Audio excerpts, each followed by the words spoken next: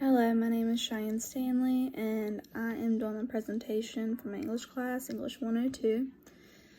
My topic is that children have rights like everyone else does. My thesis statement is that children have their own rights for protection, for the right of proper education, and the right to be properly cared for.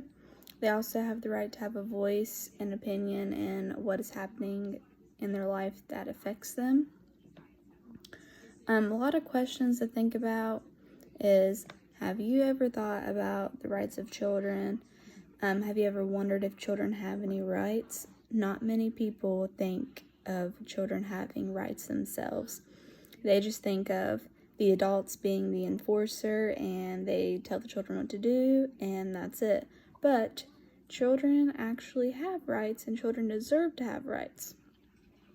The legal system has came a long way. Way back then, rights for children was never thought of. It just wasn't a thing. But now that a lot of abuse cases have happened and children not being cared for properly by their parents or guardians, they have brought rights into play in the legal system, which is great. It ensures their protection and ensures that they're not being neglected in any way. And if they are, there are ways that they go about it to make sure that that is stopped. The first reason is that children have rights and they have the right for protection. As in poverty, there's a lot of children in poverty, and children have a higher risk of living in poverty than adults do. They are faced to live in conditions that isn't just about not having money. They live in conditions where they're not getting nutrition, they're not getting the proper education that they can grow up on and succeed. They aren't getting shelter or proper water sources. There's been programs created for children, but only a low number of children have actually been able to use up these programs, and most of the reason why children are not able to use up these programs is because they don't have access to them. There is 3 million child abuse cases every year where there is a low number that the abuser gets convicted for what is happening. A lot of it is that, drugs are involved with the parents or alcohol and that they're being abused. Addiction comes into play big time. The guardians often purposely hurt them physically or mentally for their own pleasure, or they get angry and take it out on the children, which isn't fair for the children to live like that. They didn't ask for that. They really didn't ask to be here. And a lot of them are getting away because there's just an overflow of CPS cases and not enough CPS workers, and so much is being missed. And especially right now, throughout COVID the past year, children being home with their parents and not at school, whereas when they were in school, teachers and staff members were able to see these children and talk to them, and they could tell that something was wrong, where children had like a safe place to go and talk to somebody about what was happening at home, and they weren't getting that. So during COVID, the abuse cases spiked and nothing could be done about it. The second reason is that children have the right for freedom of expression and speech. Children rely on the guardians to take care of them and protect them until they are able to do so themselves, so at 18 years old. Children are given personal and collective liberties when born, but they can be restricted. Children don't get the free will to run around and do everything, but they have a little will to voice things that are happening in their lives. They are unable to legally fully take care of themselves until the age of 18. Children are fragile and vulnerable, and proper guardianship is needed to make sure that they are getting the proper life that they deserve.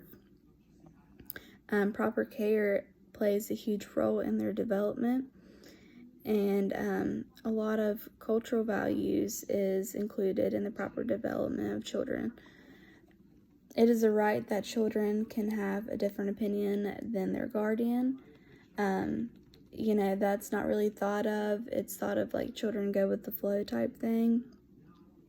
But, children should be able to have another opinion or a different thought process than their guardian or parent, and they shouldn't have to, be disciplined when they have a different opinion. And that's just not how it is happening right now with, parents and guardians. Not all of them, but some of them, when children think differently than them, then they discipline their children, and sometimes in harmful ways. A lot of children are going without proper education, and they need proper education to make sure that they are not going to stay living in poverty, and they get the proper life that they deserve. They need education to grow and to be around people and just succeed properly, and they're just failing to learn because they're not getting education. Or what is happening with children education, if they live in poverty, the parents are actually, when the child gets of age to work, they would rather send them to work to make money for the house instead of get an education, so they don't have to stay working a minimum wage job.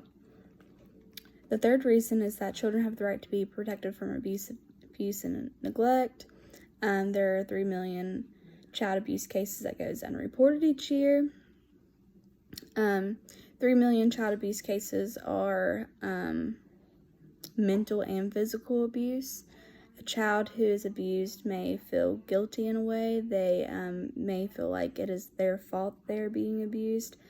The parent, guardian, or whoever is abusing them and taking care of them, can be very narcissistic and make them think that is their fault.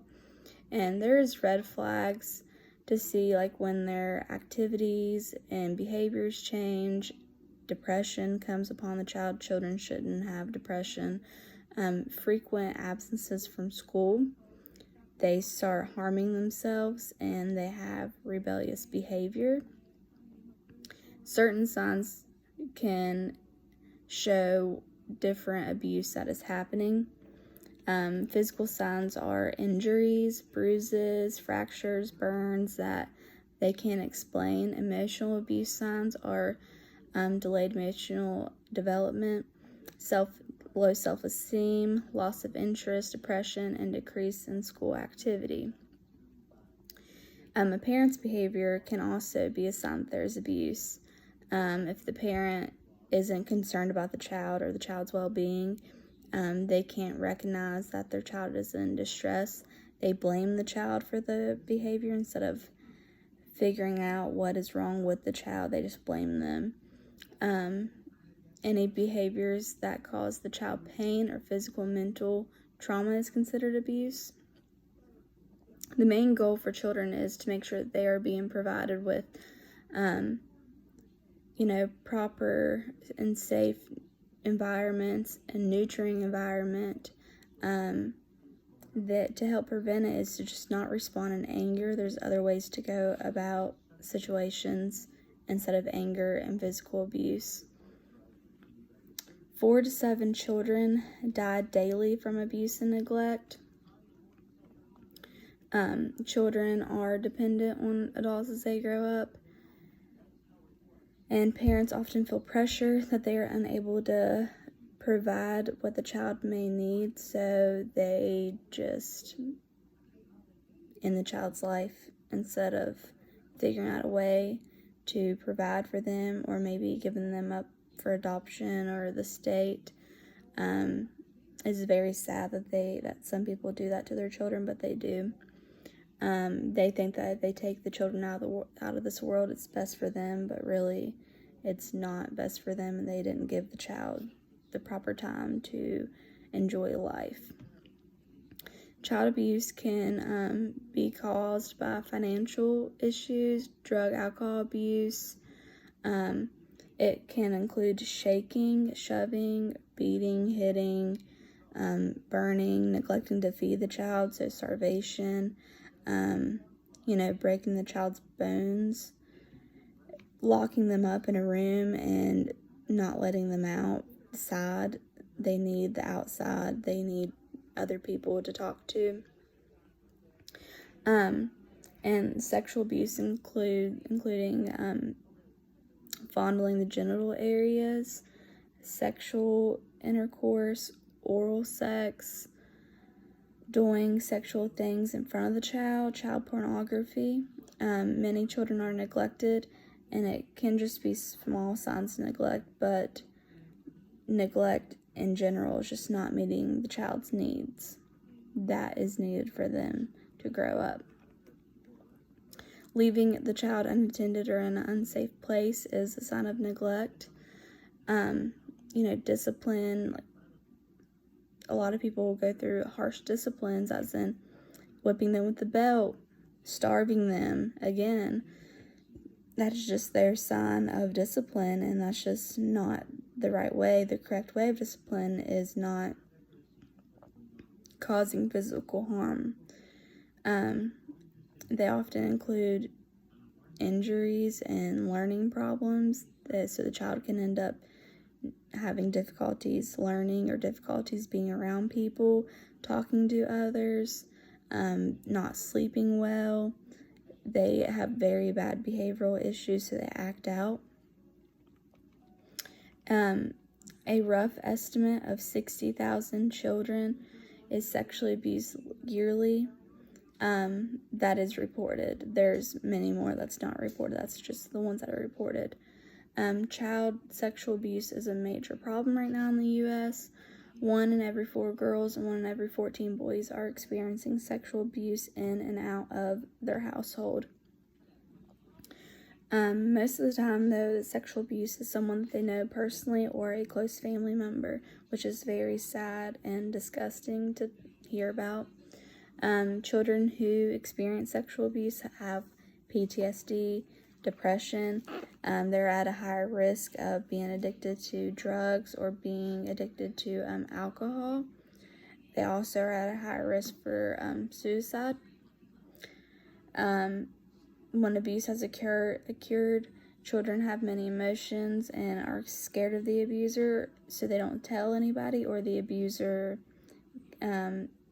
typically will say, like, if you tell somebody, then if you tell this person, I'll hurt them, or I'll kill your family. Just things to make them scared so the child won't say anything.